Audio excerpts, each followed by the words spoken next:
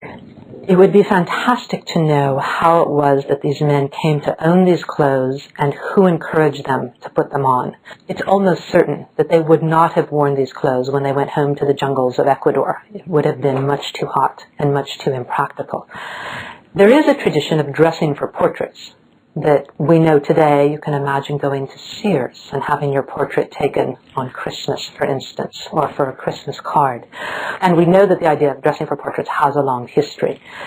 Whether these people, Don Rode, Don Domingo, and Don Pedro, were dressed at the request of the official who commissioned the portrait or of the studio painter, we don't know. We don't have the documents that would confirm the details of the event specifically of how this painting was made. One can imagine that this kind of clothing would have been a little bit uncomfortable, but one can also imagine that this kind of clothing would have bespoken or pointed to a kind of privilege and high status that would not have been available to every indigenous person, certainly in Quito and definitely also on the coast.